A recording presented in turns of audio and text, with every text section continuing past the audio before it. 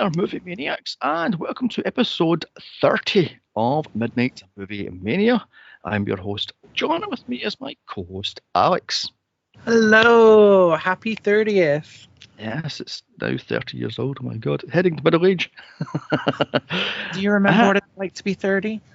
No, that was like 200 years ago. Anyway, moving on. Tonight we're looking at Alex's pick for this week is Jawbreaker from 1999. Yes. A movie I have never seen before until I started writing these notes. So, ooh, Kira. This is one of my faves, and I picked it because it's my birthday coming up, so I'm like, I'm gonna pick something that I really enjoy. And it's just, we'll get into it, but it's just camp. It's so over the top, kind of outrageous. It's awesome. Yeah. So when was the first time you saw this thing then? Holy moly. A long time ago. Well, yeah, a long time ago, I guess. I keep thinking that like the 2000s were like just the other day, but that's not true. I definitely didn't see it when it originally came out, and which is not surprising because I know it was a flop pretty much when it first came out. I'm sure somebody had like recommended it to me at school or something like that, and I came across it that way.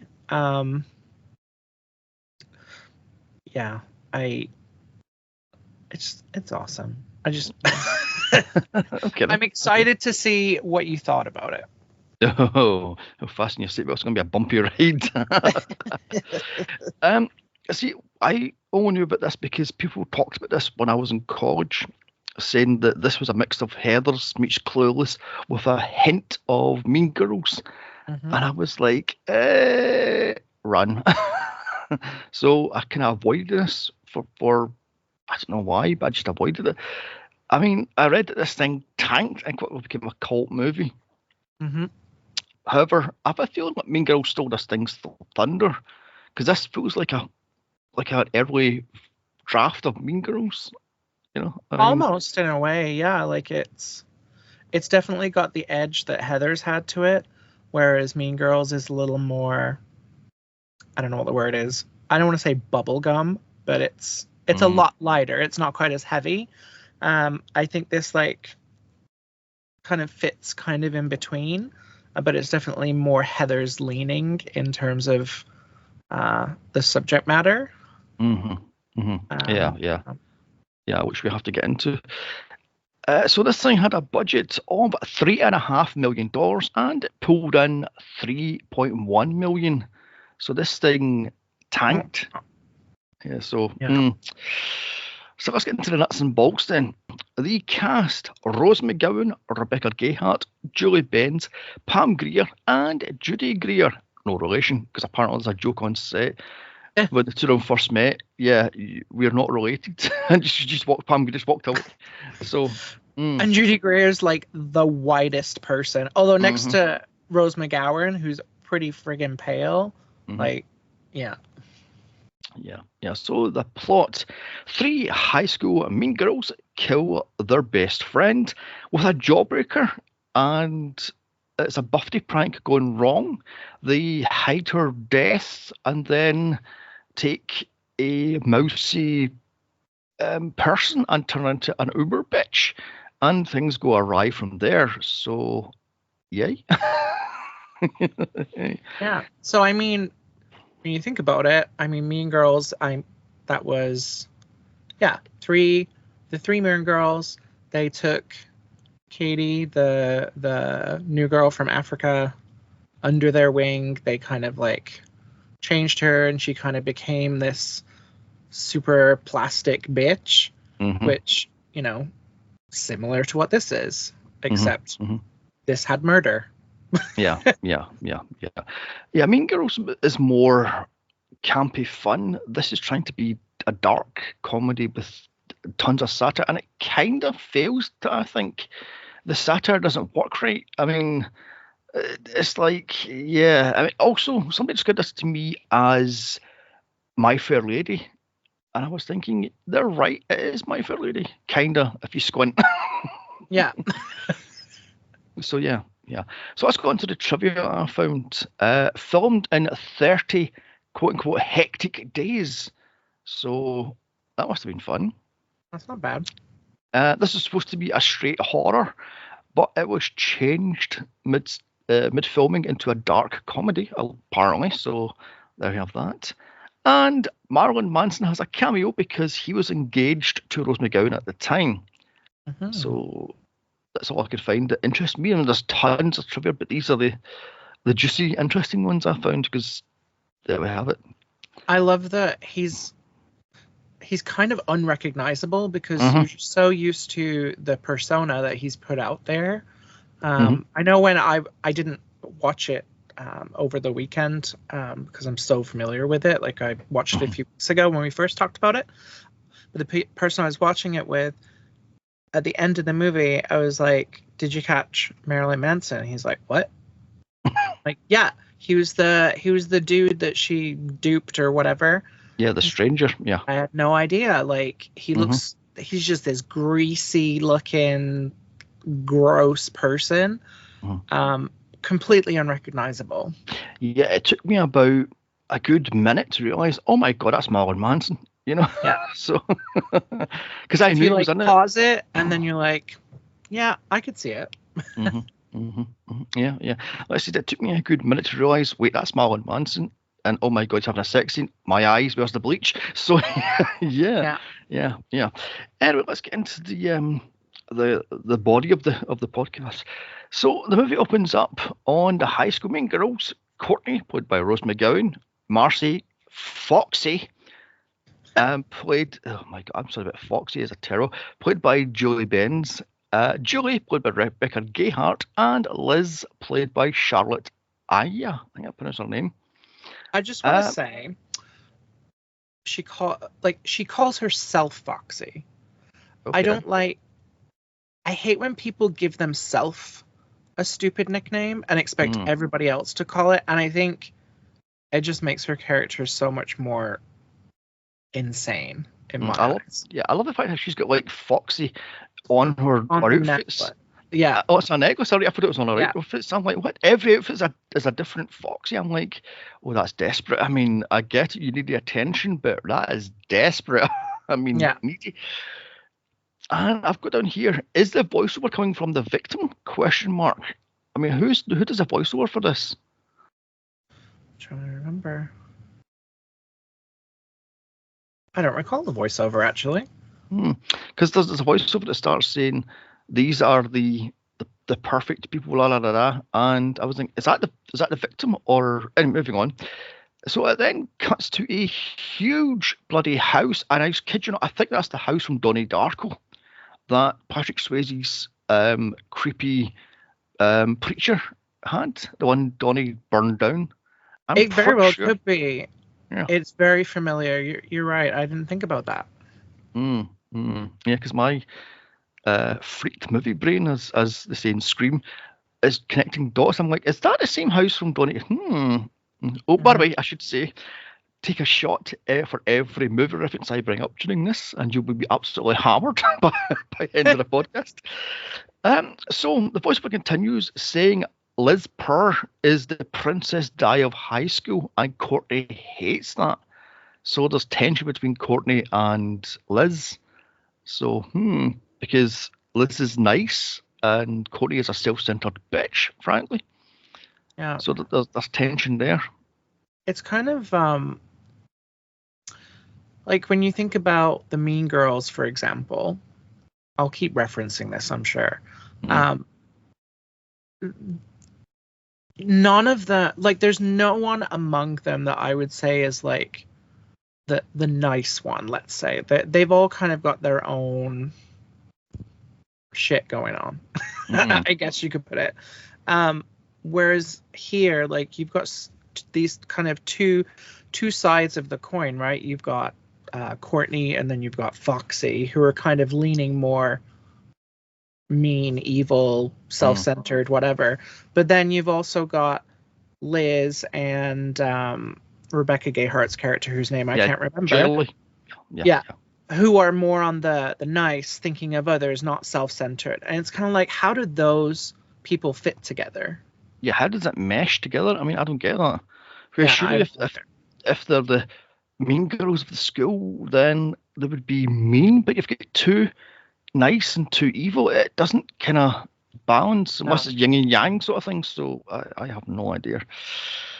So cut to Liz being kidnapped by the three masked clad quote unquote men and dressed in black who stick a huge jawbreaker down her throat and then duct tape it on her mouth. This, of course, kills her. By the way, I hated these gigantic, oversized jawbreakers at the time because they were killers to actually get into the bottom.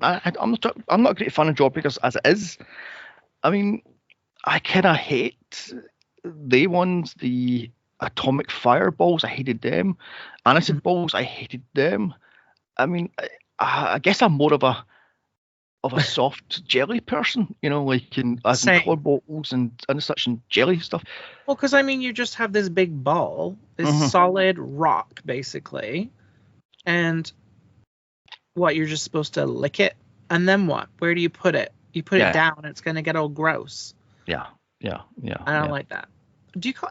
That's another thing too that I remember from back home, and I don't know if it's the same for you. We always called them gobstoppers. You kind of, gobstoppers are the smaller version, but yeah, it's the same difference. Yeah. Because jawbreakers are the big, well, not that size, but they're about that. Yeah. But the ones in the late 90s were huge. I mean, you took about 10 hours to get into the actual smaller bit, and it's like, what should do? Just hold it all day? I mean, it's all dripping with saliva, and it's gross. You put it down, it rolls away, and ugh, to hell with that. Or worse, somebody puts it as a weapon and chucks it at your face, sort of thing. So it's like, I mean, no, I was not a fan of these jawbreakers or gobstoppers or what you like to call them. And as I said, I hated fireballs. They were gross in my opinion, and I hated acid balls. Acid is disgusting to me. So yeah, acid is disgusting. I don't get why they're so popular, but there we have it. So we find out it's the Mean Girl's bestie who kidnap as a prank for her 17th birthday, because that's a thing apparently. I mean, I guess. Yeah. I just love that one. Yeah, we kidnapped her last year for her 16th, and we're doing it for this year. And I'm like, because that's a thing? Okay, then. I mean, also, I got in here, these girls are 17. Julie Benz is 26 at the time. Rebecca Gayhart is 27. Rose McGowan is 25, and she looks every bloody inch of mid-20s. So, yeah, these girls can't pass for 17. No. But, I mean, you only have to look at, like, Beverly Hills 90210. They were all in their 30s. Yeah, that's true. That's very true. Very, very true. So they take Liz in the back of their car to some, what was it, pancake store? Like Waffle House or something similar. Okay. And they open the trunk or the boot, and surprise, she's dead. And I love the fact how the gobstopper somehow wedged in her throat. I'm like, how did it get down there? I mean, it's just bulging out her throat. I'm like, how did she swallow that thing? I mean, surely she would have gagged her own saliva, or she would have, I don't know, panicked or something. But she swallowed the thing. I'm like, how did it get in her throat? So I have no idea. And cut to the titles of Falling Jawbreakers, mixed with pictures of the girls growing up as a foursome, all scored to a truly terrible song. I've got to say, the music throughout this thing is god awful. I mean, what is this bloody late 90s, early noughties? I don't know, what is it? Pod rock? What the hell this stuff is? It's terrible. It's like, Oh my god, it is awful. So instead of going to the cops um, and telling the truth because they did a prank and it went horribly wrong, Courtney tells the other two sheep, not ours, to tell everybody Liz is sick and won't be in school. So she calls the school, putting on her quote unquote motherly voice, rigged her own voice. I love the fact she didn't even put it on, she just talks in the phone. I'm like, really, love? You didn't even attempt to put on a voice. To say that she has a fever and she won't be in because that's going to work. I mean, I mean, go figure. mm, mm, yeah, it's a complete joke. I've down here my notes. 8 minutes in, and I hate Courtney. Plus, Foxy is a sheep, and Julie is just a lost follower because obviously she was friends with Liz more than the other two. So she's Hmm. sort of lost going, what do I do? But Foxy is just a utter sheep. She's a Yeah. complete follower. So, Yeah, uh, she's I don't even know what to call her. She's desperate. She's a wannabe. mm, yeah. It's a complete joke. I mean, I've met people like this before that are complete followers, and I call them sponges because they just latch onto you and sponge your Hmm. personality and your persona, and they will morph and change into you, a version of you. And Yeah. then with other people, they change and morph into. I'm like, do you have any originality to yourself? Do you have any personality, or are you just a complete vapid person that just Right. leeches onto? I mean, uh, so Yes, yeah, they are. They yeah, are rapid yeah, people. yeah. Completely empty, shallow, vapid, brainless people that just follow and go, "Oh, isn't this fun?" Oh, fuck off. Anyway, so the three girls popped into school and strut down the hallways like they own the bloody place. By the way, apparently this was supposed to be scored to I think we're alone now, but it was changed last minute. And I've got, why would you have I think we're alone now? Because what's that got to do with power strutting down Yeah, the corridor? I mean, but you can't have one of these movies without a slow motion walk down a hallway. yeah, that's true. That's very true. That's very true. I love the fact how these girls, quote unquote girls, are dressing in like spandex and skin tight outfits and they're being Yeah. complete, utter, I don't know, power bitches.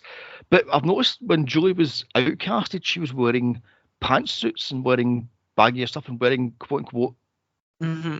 non well grungy the huge sunglasses and such. And I'm going, so you've now changed into what you truly are then. Yeah. So there we have it. So these three bitches of Eastwick barge into the girls' toilets and kick everybody out. And here we meet Fern, played by Judy Greer. She's a mousy bookworm. So can we guess what's going to happen here? I've got down here. So, oh my god, with her kicked out, they pie on the makeup. I love the fact how they all stereo open up the what the hell that thing's called and put on the makeup. I'm going the compact, and I'm going, wow. So these people have no regrets. Then they have no personality at all. They have nothing. They're just a vapid power bitch. It's just a regular day. Everything is peachy keen. Yeah. So in walks Mrs. Sherwood, played by Carol Kane, and she's the principal? Question mark. Is she the principal? I'm not sure what she was. I Hmm. thought that she was. I mean, she was a teacher for sure. Um, I don't think she was the principal. Hmm. She didn't give me that energy. No. I mean, I was getting more guidance teacher from her, but Yeah, she has the big almost. office. So, anyway, moving on. Cut to the girls learning stuff such as Macbeth, girls biology, and how to crack an egg in home ec. I'm going, you're 17. Shouldn't you be taught that in when you were 8 or 9, not 17? Although in saying that, when I was in school, home ec ended. They stopped it, and I left school Oh, in '95. So at Christmas '95, and they stopped home ec then. The following year, there was no home ec. It was changed to, I think it was computer science. So there we have that. We were still doing home ec in high school when I lived back in the UK. But we didn't learn anything like the fundamentals of cooking or anything. It was always, next week we're going to be making this stupid thing that requires no actual effort. And so we'd have to buy the ingredients, we'd come in, we'd throw it all together, and then we're like, it's done. Like there was no... Yeah, we definitely didn't learn how to crack an egg. Let's put it that way. Oh, I won't ever forget this. We had a double period of home ec, and for the entire, 2 hours, we made shepherd's pie. Now, shepherd's pie is what, a 40-minute, if that, to make it, and it was stretched. I'm going, really, love, can you stretch this any more? I mean, Jesus Christ. And it was just ridiculous by the end of it. I'm going, Jesus. So, yeah. I would rather spend 2 hours making a shepherd's pie than 2 hours doing PE. Oh, yes. Yeah, exactly. Yes. Yeah. God, flashbacks of PE. Moving on very swiftly. So, at lunch, Courtney comes up with a plan to say Liz was raped and murdered by some random stranger. Now, this is where I'm going, wait a minute here. This has now went from comedy to serious to what the hell? You're going to blame some guy for rape and murder? Write it in. It went off the rails like that. So, oh dear. And I love the fact that she goes, yeah, it's fine. We could just blame some guy. Okay then. So cut to Fern being asked by Miss Sherwood if she knows Liz, and Fern starts calling her Meow. And I'm going to hear, who the fuck wrote this shit? Meow. The cat's Meow. And I'm going, who wrote this? Seriously? Who the hell goes, she's the cat's Meow? Prr, get it? Because she's Liz? I was like, oh, Jesus wept. Anywho, Sherwood hands over Lizzie's homework, and it says to Fern, go to Lizzie's house, and da-da-da-da. And I've got down here, oh no, what would the plastics do now? The plastics are booked. So... So it's 3:30 p.m. and Miss Sherwood is leaving for the day, question mark? As I know for a fact, when I was in high school, the teachers didn't leave until at least 6:30. So she's out the door as soon as the bell rings. I'm like, okay then. So maybe she isn't the head teacher or the principal. So, I mean, did she teach a class during the movie? I can't remember. I don't think so, because all she does is sit in her office and smoke. So yeah, I guess what is her job? I guess you can leave at 3:30 when all you do all day is sit in your office and smoke. Yeah. Like I said, she was giving me guidance. It must have been something like that. Yeah. So the girls stop her and ask her, oh, by the way, where's Lizzie's homework? And she goes, oh, I gave it to Fern. And they're like, Schneiser. So cut to the girls speeding to Lizzie's house to plant the body in her bed as Fern does her best Laurie Strode and walks down the street. I was going, I think I have you all alone, just the two of us. As it's pretty much the exact same stuff as Laurie just wandering down the street. And I was going, wait a minute here. She's Laurie's daughter. Click. So... And... they're not even just plopping the body. They're like tearing her clothes and tearing her panties and like staging it so that it looks like she was raped and murdered. Yes. Which is wild. Yeah, that's just disgraceful. I mean, I love the fact they go, should we rip her pants or her panties? And he goes, yeah, just tear it with your hands. I'm going, wow, you're a cold-hearted bitch. Yeah. I mean, and they go, oh my God, we can't get our legs opened. She's too stiff. I'm going, wow. Yeah. As the two are pulling her legs apart, I'm going, you have no shame. You're just a complete bitch. I mean, and Foxy, you're a complete sheep. Yeah. I mean, oh my God. I love the fact how, as they're carrying Lizzie's body up the stairs, they drop the actress. That was real. Apparently, the drug she was too heavy for him to carry. She dropped her. I was like, oh my god. So now the body is now covered in bruises. I love the fact how there's bruises up all her arms, all over her legs. And I'm going, shouldn't she have a big bruise in her back of pooled blood because she's been lying on her side or on her back? Nothing there, but there's bruises, but obviously with her hands have been picking her up. So I'm going, righty then. Moving on. So Fern starts to smell of rose, and inside it we have bugs. I've got in here symbolism, big capital letters, symbolism. I mean, oh my god. Meanwhile, the girls pose Lizzie's dead body by making it look like she has died in a struggle. I've got to hear that is fucking gross. Yeah. And I've went off these girls right now. I've just went, nope, nothing, no sympathy at all. You are posing her body to look like she's been raped and murdered. But I'm mind you, how are they going to explain away the gigantic Jawbreaker lodged in her throat? I mean, if I remember correctly, Courtney had said something about, maybe she was into a little bit of kink, and she was and the Jawbreaker was like in her mouth to like gag her, and I think that's kind of how they they failed at that, but that was the explanation they kind of gave. Yeah, look at him. Fair enough. I've got down here my notes. Why is outside the house there's about 6 rolled up newspapers? How long has Liz been alone? Where did the parents go? I mean, look at every teen movie. There's always a situation where someone has their parents are away, so it's time for a party or whatever the case may be, and I guess that's just what happens in teen movies. The parents are just non-existent entities. Yeah, that's true. That's very true. But it annoyed me. There's like 6 papers, so that's a week's worth of newspaper just lying on the lawn. I'm going, Karen, so Liz couldn't pick them up and she just left them lying. And not only that, they left her alone over her birthday. Yes, exactly. Yeah.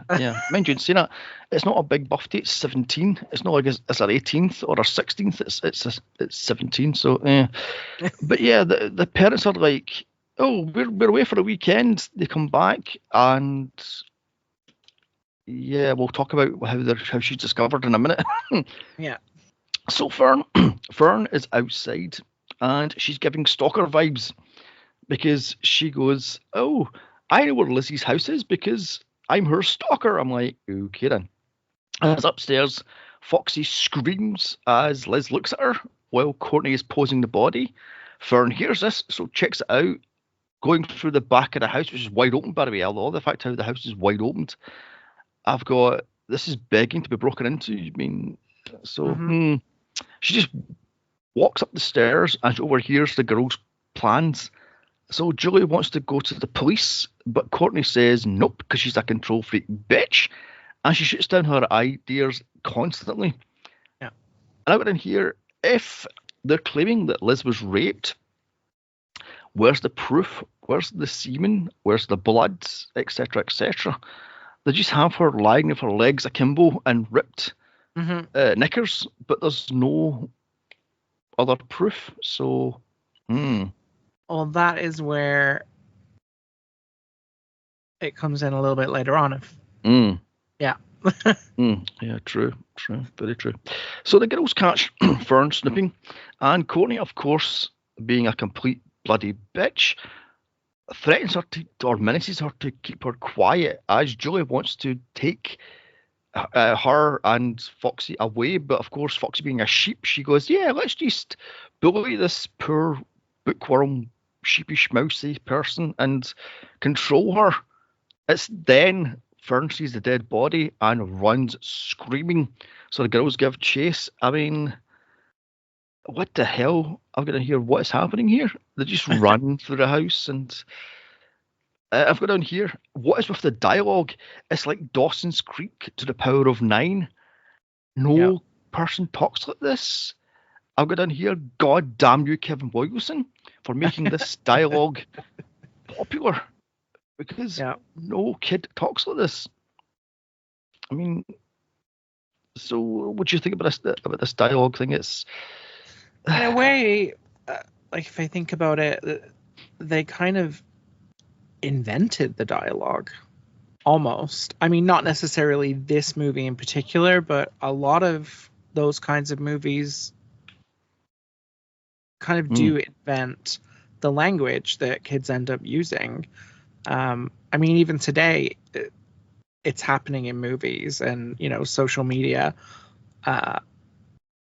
Language is being changed all the time, and kids are just going along with it. Kind of like we were talking about before the podcast about, like, kids on us and like the way they're talking about things, and it's like it's all stemming from all of this kind of media. Yeah, I suppose that's true. Yeah, that's very true. But it's just the way they're talking about, oh my God, don't be such a blah blah blah what it was, and I'm going, who talks like that? And they're going, oh, what the hell it was? I'm going, really? I mean, like I said, this movie just washed over me. I was like, where's the iconic quotes? I mean, there's nothing in here that steps out, because it just feels like every other late 90s teen movie. The dialogue is the same, the acting is abysmal. So there we have that. And the writing is just blah, I thought. So it's just copied of a copy of a copy of a copy of a copy. As I says, Kevin Williamson, God damn you started this bloody thing with this fast talking bollocks. So anyway, so Courtney's sort of a great plan to make her over to be cool and popular, and this is a terrible bribe. I mean, would it work on you? No. Probably not. So cue a makeover fever dream from bloody Frankenfurter's lucid wet dream. What is this makeover? I mean, it is high camp. It is a gay man's dream.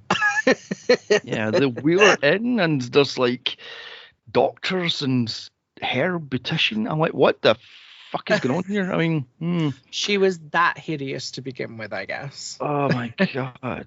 So I've got to hear she goes from mousy fern and then becomes a bitchy blonde bomb site, Vivette, or what was her bloody name? Oh, Violet. Oh, Violet, sorry. Oh, I see. Excuse me.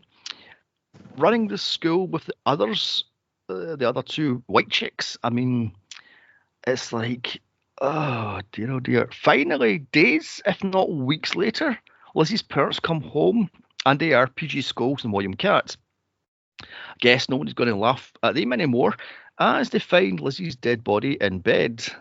So, yeah, finally the parents are in this movie for one scene. I mean, oh my God. I've got in here, what is with the Twin Peaks style thing where all the cops are all old-timey cops and the CSI have the old-timey... I'm like, what in the Twin Peaks is going on here?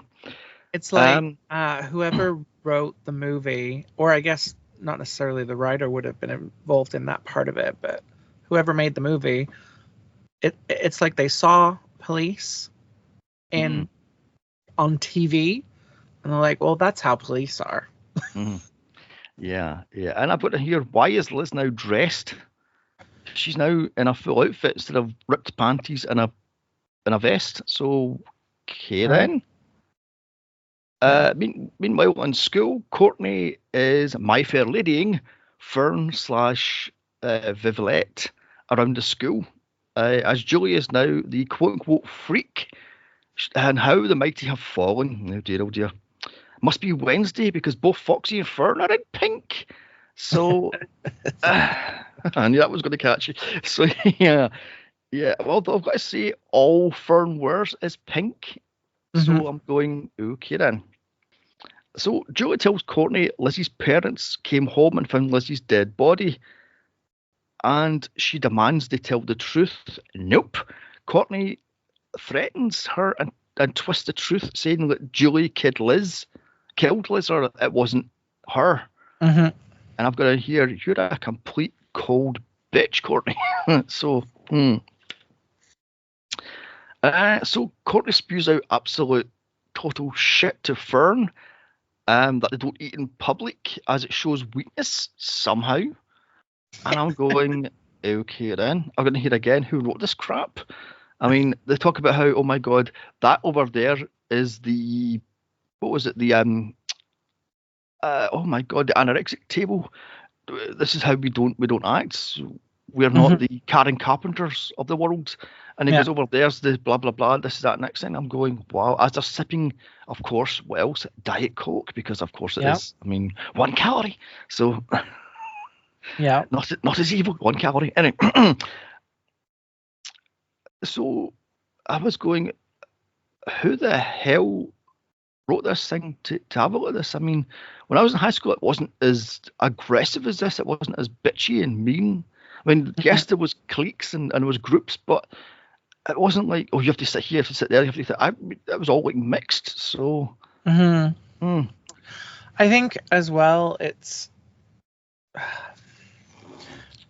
we are talking about U.S. high schools, and I mean, it's like a completely different ball game. I think.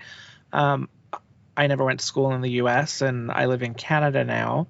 I never went to school in Canada either, but from what I know, it is quite different in terms of like the kind of social hierarchies and kind of the cliques that form and stuff like that. And so I can kind of see how it's like an exaggerated version of that, obviously, but yeah, it's kind of, I think it's a hard thing to kind of wrap your head around when, you know, when we grew up somewhere where that's just not how it is. It's completely different for us. So yeah, it kind of does seem a lot more wild than it probably is. Yeah, exactly. But what worries me is movies like this affected that generation of kids that watched it. So they're thinking, oh my god, we have to be in geeks and jocks and cheerleaders and plastics and such and I'm going, no, mix. I mean, yes, you avoid the ones that are complete arseholes, but you mix and become more of a rounded person instead of being a complete one-dimensional character. So, but it's because that's just me. So, speaking of one-dimensional characters, up walks Dane, played by Ethan Erickson. He's your stereotypical square-jawed pretty boy jock idiot, ruled by his little head, not his big head. He is, of course, Courtney's plaything because she has power over him because of boobs. And okay, then just moving on swiftly. I mean, yeah, I think that's the best way to kind of describe their relationship because they didn't give me girlfriend boyfriend vibes at all. Very much, he is there purely as her plaything. He's just a walking dildo. Yeah. Basically. Yeah, exactly. So into Miss Sherwood's office stomps Detective Cruz, played by Pam Grier, in her best foxy attitude, wearing Jackie's outfit. So, we love Pam Grier. Yes. So I mean, I love she's got, what was it, 4 wigs she's wearing? It's all stacked, huge hair, and she's got the power suit on, and she's got this the stomp. I'm like, you go, girl. She's giving like strong lesbian vibes. Yeah, possibly, or strong. I don't give a flying fuck vibes. Yeah, you know. So, so after school, Julie gets picked up by a creepy high school hangabouter, Zach, played by Chad Christ, who drives her home instead of her taking the school bus. Now, get in here, she's went from riding with the mean girls to taking the school bus back to her house. Ouch. I mean, with this guy that just appeared out of nowhere, basically. Like, there's no mention of him up until this point. Nope. And I don't even get the impression that they really have any kind of relationship up until this point. No, exactly. I'm going, is this guy one of these creepy hang-arounders that have left school like 5 years earlier? and he's still hanging around because he wants to be connected to the cool kids. I'm going, this is desperate. I mean, then I was stunned to find out he's the same age as her. I'm going, you're clearly 30. I mean, Jesus. So Julie is now home. She looks through old photographs of her and Liz as kids, and she tries to go on the good side of Fern by calling her, as apparently they were friends when they were kids. I was going, how does this one work? Because you completely ignored her. You called her mayonnaise, so because she was bland and white, therefore she's mayonnaise. And I'm going, but you two were in school together before you went to high school, and it's kind of not working for me. So, like, what happened to Julie that she went from that to hanging around with the worst person imaginable? Yeah, exactly. I mean, I don't know, because Julie's mom or mother looks like she's supportive, so it's not like she doesn't have any like parental guidance. She just latched onto this complete bitch. Maybe she thought, if I'm with her, she won't be against me, sort of thing, you know. So, this is working until Courtney calls Fern and turns her against Julie, just like that, I'm guessing. Oh God. So cut to Dane being Courtney's plaything, and I've got down here. This is just, I don't know, cuck vibes I'm getting here. She gets him to deep throat an ice lolly and then suck it like it's a dick. I'll go down, would this work? Who the fuck wrote this? She's saying, oh my God, you're on a wrestling team, so you should be good at sucking cock. And I've got, oh my God. So, yeah. And of course, he's built like a shipwreck house, naturally, because why wouldn't he be? He's supposed to be 17. Did you mean a brick shit house? That's what I said. This was not a brick shit house. You said a shit brick house. Oh my God. Like I says, he is built. I'm going, yeah, mate, you're 17. He's obviously 28, 30. I mean, easily. I mean, Christ. And she's going, teach me how to suck because I forgot. And I'm going, oh God. And he's like sucking on the ice lolly as she's going down in him. I've got, who wrote this thing? This is just, ugh. I mean, I was just surprised to take the ice lolly and shove up his arse, frankly. I mean, I was waiting that to happen, but nope, it wasn't quite as crude as that. So I mean, who hasn't, pretended that they forgot how to suck dick?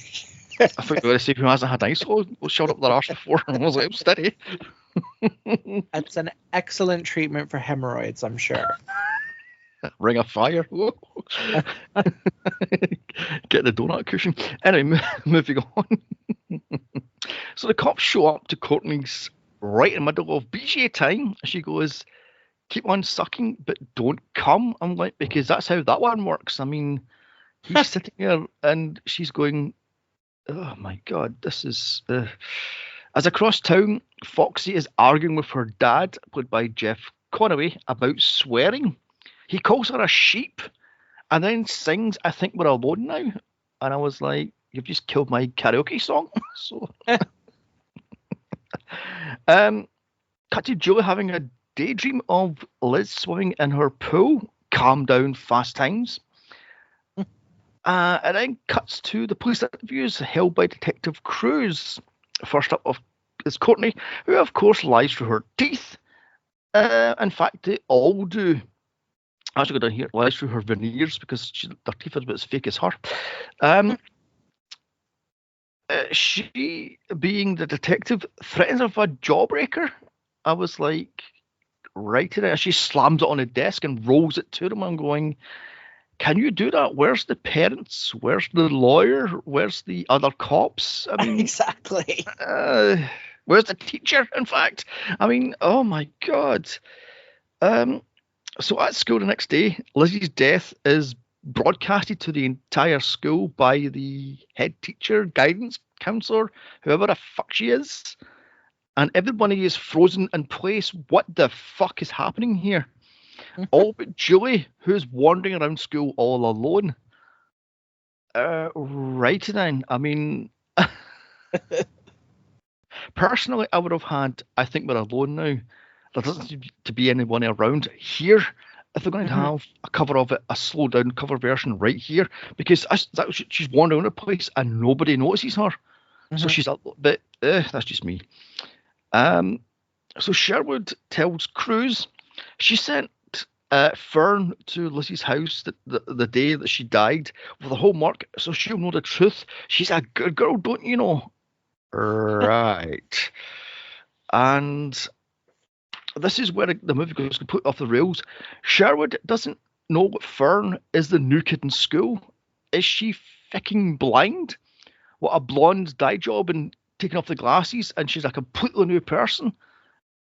Right it in. I don't. That part. I no. How do you the paperwork that would be Yes. involved? That would be involved. It just Yes. wouldn't happen. No, no, no. I mean, I've got down here. It's like sweet little Sandy turning into tough biker chick Sandy by dyeing her hair, slicking it back, put on a leather jacket. I mean, it's the same fucking person. Just look at the. Oh my god. Mhm. Oh my lordy Lou. So cut to Fern, and I swear to God, she's dressed like Sandy D, except she's in pink.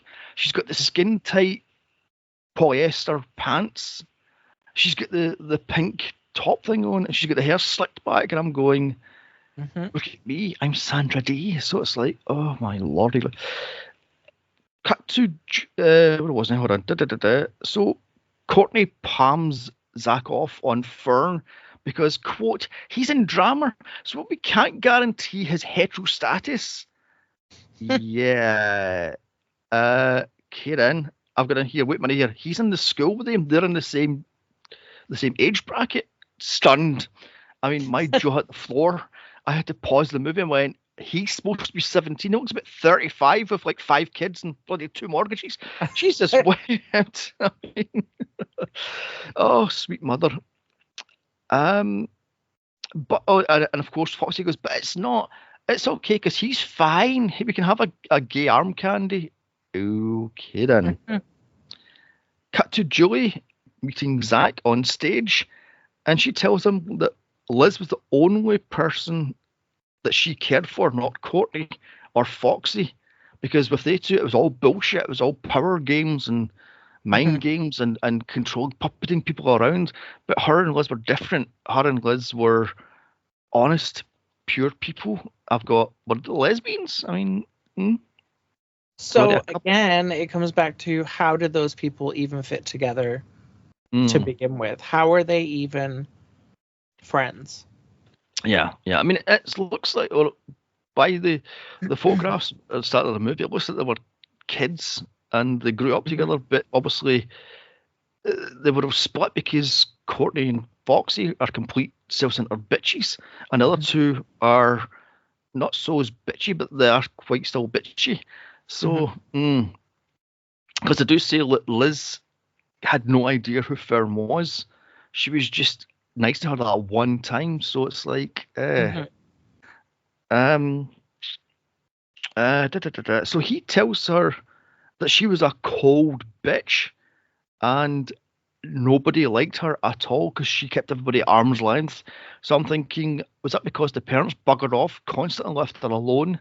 She had barriers up and she had walls up to protect Mhm. herself, and maybe that's why she's friends with Courtney because she knew Courtney was this dominating bitch, and you better having better devil you know than the devil you don't sort of thing. So Mhm. was it like that? Um, or was it like in Craft, the whole cutting the palm thing in blood, my blood, your nose, malarkey? Yeah. So, mm. Um, he then takes her to a closed down drive-in because it's his safe space. I'm like, okay then, because this town has a random closed drive-in, as you do. Where else is a 35-year-old teenager gonna Exactly, take exactly. girls? Oh my god. So it just then cuts straight to Fern's point of view, and here we find out Fern sat behind Liz in what was it, algebra, and this sowed the seeds for her stalkerdom because I smelled her hair. It smelled like apples, and she had little moles on her back, and we see salmon and sea monkeys and God knows what else. I'm like, ooh, Kieran. Yeah. I mean, yeah, we've got serious stalker vibes here. Cruz then tells her a true friend never lies. Bullshit. I do that, and I'm called a complete. you know, I'm 100% honest with every one of my friends, and I'm a complete nasty piece of work. I mean, God Almighty. When I was in college, I was called Sledgehammer because I was not very subtle. I just told them the truth. I just smashed whatever it was. So yeah, you want the truth? I'll tell you the truth. Boom, there you go. That's the truth. Deal with it. I mean, but yeah, moving on. So that night, Fern has a nightmare about Lizzie's death. I've got down here just the one. She saw the dead body days, if not weeks earlier. Mm-hmm. And this is her first nightmare. Really? I mean, I don't know. That just, to me, I was going, this doesn't seem to mesh right. I mean, like, when's the time scale? Is it 4 days? Is it 4 weeks? Yeah. I mean, is it 3 months? What is the thing? So, Yeah. You figure they probably all be having nightmares. I would hope so. Oh yes, yeah. Someone tells me Courtney doesn't give a shit. Frankly, she just doesn't care. And Right. Julie is too empty-headed to actually have a conscience. Whereas I'm thinking Julie and Fern would be neurotic. I mean, they would be having terrible nightmares of this dead body. But there we have that one. So next morning, Courtney calls the cops to tell Detective Cruz Liz was not a man-eater. But I'm sorry, I've got in here to tell the truth about the murder. But unfortunately, Courtney says Liz was a man-eater into kinky sex with strangers and could something I never wanted to see. Marilyn Manson having sex. Sweet mother of bejesus. I mean, oh my God. Apparently this was quite an aggressive sex scene. It had to be cut way back. So, okay then. I mean, I love the fact how Courtney dressed as what she thought Liz would have been as a dominatrix or a man-eater. She just goes into a random bar and picks up this creepy guy in a pale blue suit. And I've got, oh my God, what's with the pedotash? So, Well, she is 17. Yes. Allegedly. Yeah. Oh my God. I love the fact how she has sex with Liz under the bed. I'm like, okay, that is just all sorts of fucked up. So, Yeah. I mean, just goes to show you how uncaring Courtney is. I mean, it's like, it's next day at school. Fern, or should I say Violet, or Violet, how's her fucking name, is the talk of the school, and she's the bee's knees. So that happens just like that then. So is it 3 months later? What is the time scale here? Because surely this new girl can't become that popular over one day, because Courtney says this is the new chick. She's a you're my fern sort of thing. It's like, gross. What is it? You can't be a fern because that's a plant. You can be a rose or something, or a flower, but don't take the rose because roses are cheap, and hit them in the face with it. I'm like, oh my God, this is just. Julie is now an outcast. So it's took weeks, months to this to happen, because this is the most realistic part of the bloody movie for me. If this took months instead of days, then yes, this would take at least 3 months. Cut to Zach, surrounded by the theatre geeks, as in walks Violet to steal Zach. He sees right through her bullshit, and she's about as fake as press on nails. I mean, God almighty, what is with the outfit she's wearing? What is with the... Oh my God. Nobody else is like that. yeah, it's God. I mean, like I say, they're all wearing like pencil skirts that are way too tight, and they're all wearing like over revealing cleavage tops and little cardigans, which is very 90s, by the way. So, But yeah, I was going, who dressed like that in school? Wouldn't you be told you can't wear it? You have to wear the school uniform, sort of thing. Not dress like a $2 whore on fucking payday. I mean, I mean, I don't know. I guess I don't really know how it would have been, especially in the US. I would, really have no idea what it would have been like in real life. But I mean, now you hear about it all the time. Like, girls can't wear tank tops, so they can't have like straps showing, and like they have to wear skirts X amount of inches below the knee, and like all this other stuff. Yeah, that didn't exist in this movie for sure. No, it didn't. No. Oh dear God. So on to a montage of Violet having sex with many men. So she's now got a Corvette and she doesn't need Courtney anymore. So I go, what is this? The first draft of Mean Girls? I mean, this is basically Mean Girls without the murder. So, what the hell? But I love the fact how so Julie can't drive then, and near can Foxy, but it looks a bit. But Vern can drive. I'm going. Why is the mousy bookworm can drive, but the other two? Moving on. So cut to Julie and Zach on a date at the abandoned drive-in. Not creepy at all. Zach tells her Violet is now cast in the school play. So Julie tells him Violet is Fern, the mousy bookworm geek, because he goes, yeah, because she says to me that she saw me twice in Greece and it rocked her world. So how can she be if she's just new to the schools? And I was like, oh Jesus. Also that she, being Julie, Courtney and Foxy, kidnapped Liz on her birthday and killed her with a jawbreaker down the throat, as you do. I mean, Then tells him what they did to Fern, i.e. turn into this complete toxic plastic person. He tells her to go to the cops, but there's no evidence, no proof, nothing. It's her word against Courtney's. So what to do? So next day, Courtney shoots down Foxy's concerns that Fern is now out of control.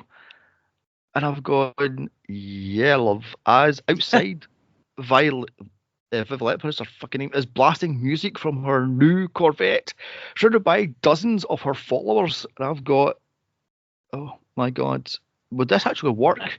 Playing a crappy ass song in a red Corvette, would you have about 25 people surrounded you because you're the cool kid? Oh my God. Courtney doesn't stand for that shit, so she drags into the girls' loo and starts laying down the law until Violet stands up for herself and put this bitch in her place. She says she has power over them. She has the truth of Lizzie's death.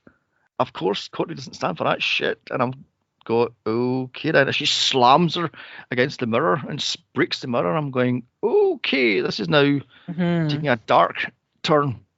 I wonder if that breaking the mirror was intentional. That's a good question, actually. Yeah. It didn't look like it was. I didn't feel like it was supposed to happen. Because it breaks like a mirror would. It just shattered. It didn't like in Hollywood movies. It always has a weird circular spiderweb pattern. This one it actually just cracked instead of like shattering. So maybe it was done for real, just in the moment of the scene, the moments, the heat sort of thing. So, so cut to Zach driving Julie to the cops to tell the truth. Nope. They head back to the coffee shop where Courtney took the Polaroid picture of Lizzie's dead body in the hopes it'll be there weeks, if not months later. Of course it's not. It's in the gutter. See what she did there? I mean, she's in the gutter because she's... By the way, you're trying to say to me that a 17-year-old girl was found raped and murdered in her bed, and the cops didn't go through that school like a fine-tooth comb, and they're believing the shit that 3 teenagers have spewed out, or 2 teenagers have spewed out. I mean, like I says, Twin Peaks this ain't. And also, maybe we should explain a Polaroid to the younger listeners. Let me see. It was a camera that gave you an instant photograph, and it was ready in about 50 seconds. It just came out the bottom of the camera, and it would self-develop. The film was self-develop, so the picture was. Hence where, what was it, shake like a Polaroid picture, because you'd shake the Polaroid to sort of get it to go faster. Allegedly, didn't work, but there we have it. And it was a Polaroid. It was instant camera. Instead of waiting weeks to get the film developed, it was instantly in your hands, and within about 2 minutes it was there. So as a Polaroid, gotta feel old. Well, they're coming back around again. Oh. They're kind of like in fashion and Yeah, it's yeah. crazy. Everyone's all about, oh look, I can have a real physical picture. It's not just on my phone anymore. Yeah, we can touch it. Ooh, it's tangible. I mean, look, a memory, yay! So, God Almighty. Although I've got to say, wandering around the city centre this morning, and the 90s are back, and it's the hideous 90s. I've got Sweet Mother. It was terrible the first time round. Never mind 30 years later. I mean, Jesus wept. So, all the sort of baggy trousers. Well, no baggy trousers. They're all like tapered. I'm like, when were jeans tapered in the 90s? Weren't they like baggy and boot cuts and such? They were not tapered. Yeah, so, oh God. And bowling shirts. Who in the feck said bowling shirts were fashionable? I mean, moving on swiftly. So, where was I now? I've lost what the hell I was now. Oh, yeah. So they decided to go to the cops and sit down and talk to Detective Cruz, but she didn't want to listen. It's down to Julie to take down Courtney once and for all. So, okay, you try to say to me that this detective would even attempt to listen to this girl about anything? She just goes, nah, whatever. I don't care. So she is a piss poor detective then. So back at school, Courtney has plastered the place with Fern's yearbook photograph with the "Who is Violet?" or Violet. And Fern faints, bangs her head, and wakes up in the school nurse's office, then goes completely insane, ripping down poster after poster as the whole school laughs at her. Okay, then. She then faints again right at Courtney's feet as Foxy laughs. And I've got, there we go, there's the whole dynamic there. Foxy's at the back, giggling and laughing as Courtney is in the front controlling the populace. So, I mean, I love the fact how she's got a big bandage on her forehead, a big bloody bandage on her forehead. Next day, it's a wee dinky wee cut. I'm like, okay. So just then, Julie and Zach pull up, and it is on. They find Fern covered in torn posters. She's claiming she's Violet. She's not Fern. Courtney then tells her the truth, and she is a nice person. She's the person that everybody should look up to. A nice person is what people shouldn't be, this plastic, empty, shallow, vapid person, or this sheep. You should be a nice person. I've done here bullshit. I mean, there's a reason why the phrase is nice person ends last, sort of thing. I mean, Christ. So that night, it's prom night. The entire school show up, so it's just jumped to prom night. Julie doesn't want to go because, of course, she's then given a bag of Lizzie's stuff for reasons.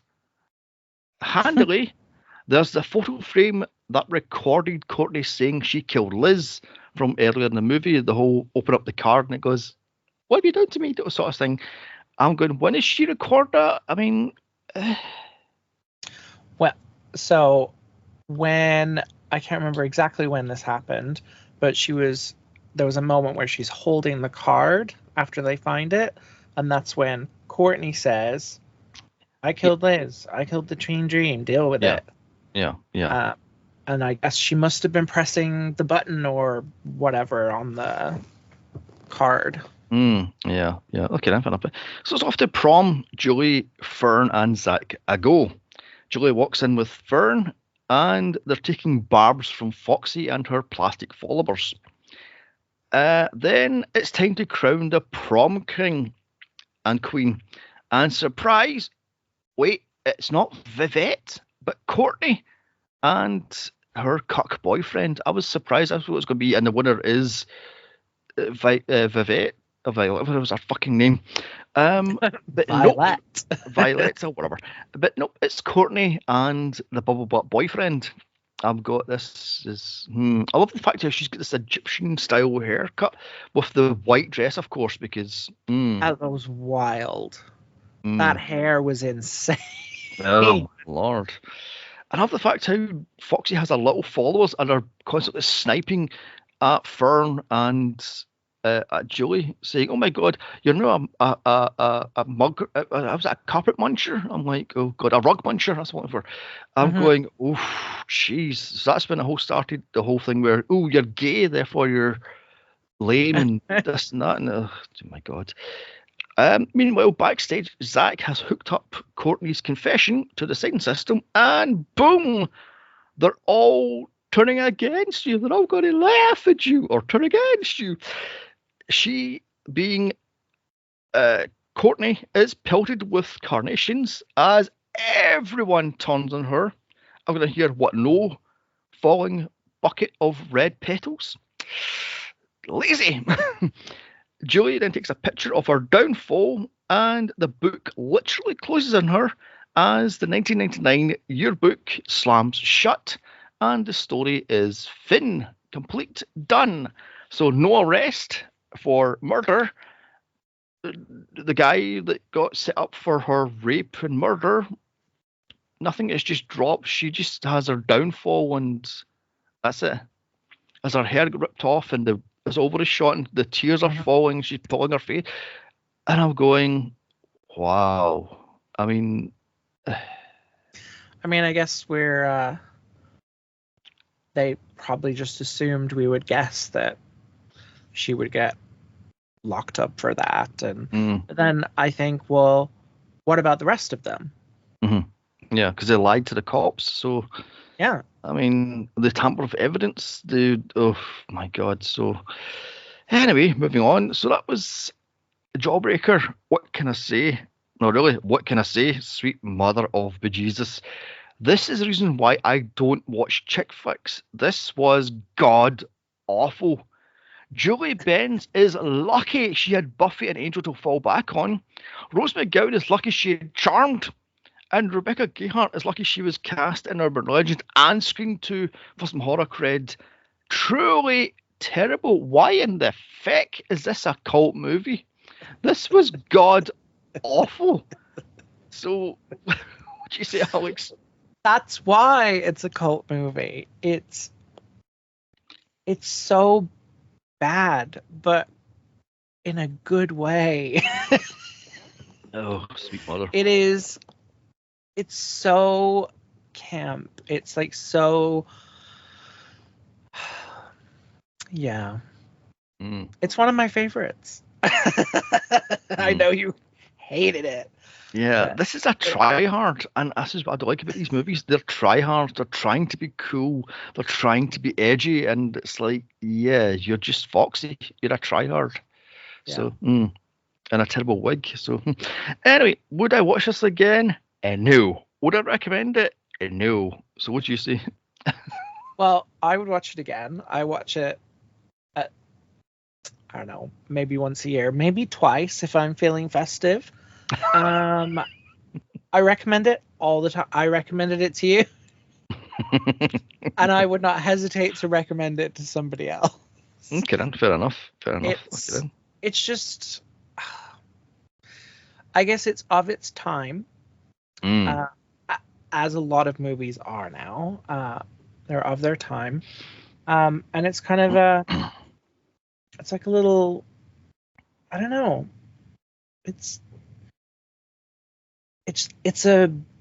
Visually it's kind of, it's bold, I guess, but at the same time, like, it's crazy. Like, it's out there in some respects. Okay then, I'll give you that one. But it just feels to me like this was a gay guy's impression of what high school kids of the next generation are like, and it doesn't work. This guy's too out of touch. He's too jumping on bandwagons, and it doesn't seem to work. So yeah, You can definitely see. I would be shocked if Mean Girls had not drawn from this movie. Just the character dynamics, the kind of like underlying story of kind of the quote unquote underdog, like coming in and overtaking the Mean Girls in terms of popularity, and how that all comes crashing down. I mean, look at the Fern Mayo posters being put up by Courtney, and like you put that side by side with Regina George putting up the pages of the burn book, and then it's just all falling down around her. There's so many like parallels with that movie, and obviously it drew from things like Heathers and Clueless, and like you mentioned earlier, even The Craft. Same kind of situation, right? The same kind of like underlying story. I mean, what just popped into my head there is, Mean Girls also stole from Cruel Intentions. At the end of that movie, the diary is spewed everywhere, and it's the downfall of Sarah Michelle Gellar's character, as the whole crucifix and the cocaine flies everywhere, and it's like, hey, so yeah. So Mean Girls is not original, but it's more fun in this movie, I would say, and it's more camp. It's more like, this one seems to be too, I don't know, trying too dark, and it's not working. It's just not having it at all. It just failed for me. So there was that one. I think the writing obviously makes a huge difference. When you compare Mean Girls and this movie, for example, and Mean Girls was, I think it was there at the right time, and it had the right people. Lindsay Lohan was kind of on the rise at that time, and that really helped make it what it was. I mean, compared to this movie, where they're all in their 30s pretty much, and none of them are particularly on the rise, I would say, at this point in their careers. No. Like I says, Rebecca Gayheart, she had what horror cred from Urban Legend and Scream 2. And after this movie, she pretty much done nothing of importance, unless she's done something I've not seen. So, Rose McGowan was the replacement Sharon Doherty, or Doherty rather, in Charmed. She also had the Scream cred, and Julie Benz was lucky she had Buffy and Angel to fall back on, and of course she had Dexter. So there we have that. And interestingly, it wasn't until Halloween when I actually knew who the other Judy Greer was. So, she was also in. I don't know if you ever saw the Wes Craven movie. Cursed. Yes, I forgot about that. Yeah. God, another awesome movie. Oh yes, we have to cover that. That is so bad. It's genius. I love that movie. Okay then, our next podcast is Drop Dead Gorgeous, which is camp personified. Yeah, this will be fun. I haven't seen this one in a while, so this will be fun. I'm looking forward to it. I watched it for the first time. Oh my god! Just last year, so I'm excited to get another look and dig into it. This will be fun. So you can follow us on Instagram, Midnight Movie Mania Pod. Follow me on Instagram. Here's Johnny79, and you can follow Alix at Mr_Alexander on both Instagram and Blue Sky. Ah, yes, I forgot about Blue Sky. I'll get back to that later. Right Oh, and then. YouTube. So basically everywhere. Yeah. Yeah, so like I says, this Drop Red Gorgeous will be fun.